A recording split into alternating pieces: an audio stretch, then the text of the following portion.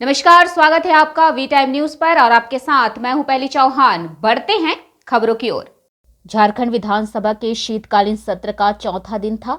आज झारखंड के लिए ऐतिहासिक दिन रहा। विधानसभा आज सरकार ने मॉब लिंचिंग कानून लाया। बता दें कि पिछले कई सालों से झारखंड मॉब लिंचिंग के लिए खासा बदनाम रहा है।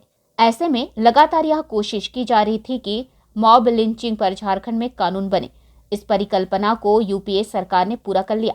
लिहाजा आज विधानसभा में मॉब लिंचिंग के ऊपर कानून लाया गया और उसे स्वीकृत करा ली गई। हालांकि विपक्ष की तरफ से इस कानून के लिए कई संशोधन लाए गए थे। उनमें से 2 संशोधनों को माना भी गया, कई संसाधनों को माना नहीं गया, जिसको लेकर के बीजेपी विधायकों ने विरोध भी किया। बीजेपी ने कानून को राजनीतिक से प्रेरित बताया है। हालांकि विधानसभा अध्यक्ष की तरफ से 2 सालों का वक्त भी दिया गया है। आवश्यकता होंगे तो 2 सालों में संशोधन किए जा सकेंगे।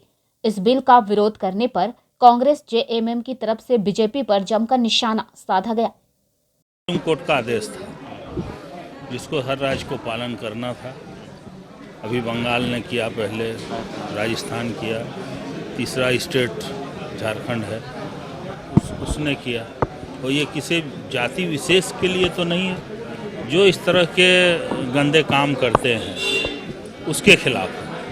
उसमें उनको क्यों पीड़ा लग रहा है, बीजेपी को क्यों पीड़ा लग रहा है? इसका मतलब कि कहीं ना कहीं उनका षड्यंत्र था किस तरह मॉब लिंचिंग करके हम समाज को बांटें और अपना वोट बैंक ठीक करें। जितने माननीय सदस्य विपक्ष के हैं उनके पास कोई मुद्दा मिल नहीं रहा, चूँकि वो शासन में थे।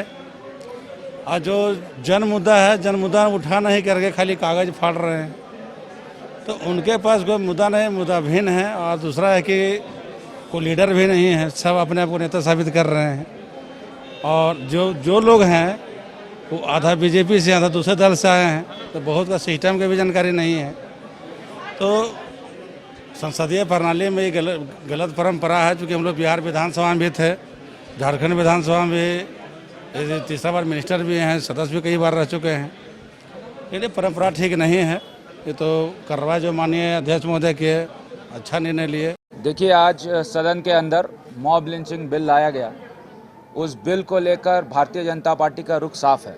भारतीय जनता पार्टी ये चाहती है कि सही इंटेंट के साथ कोई भी बिल लाए तो उसका हम लोग स्वागत करेंगे। लेकिन आप अगर राजनीतिक लाभ लेने के लिए कोई भी बिल लाएंगे तो उसका जो परिणाम है क्षेत्र की जनता में, प्रदेश की जनता में, वो गलत जाएगा। इसलिए तमाम वैसे चीज़ों का इस बिल में उल्लेख होना चाहिए, चाहे वो गौ हत्या की बात हो, चाहे वो एंटी कन्वर्जन की बात हो, चाहे वो दूसरे समुदाय में शादी की बात हो, चाहे वो दुर्बल व्यक्तियों का डेफिनेशन ठीक करने की बात हो, चाहे वो मॉब का डेफिनेशन ठीक करने की बात हो।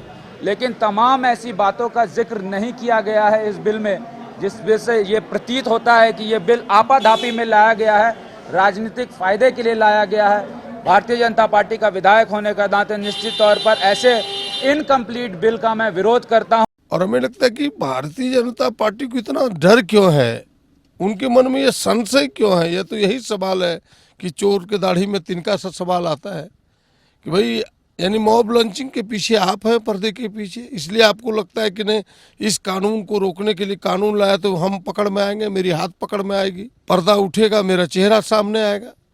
तो इस भय से इस प्रकार की चीज़ों को वो कह रहे हैं।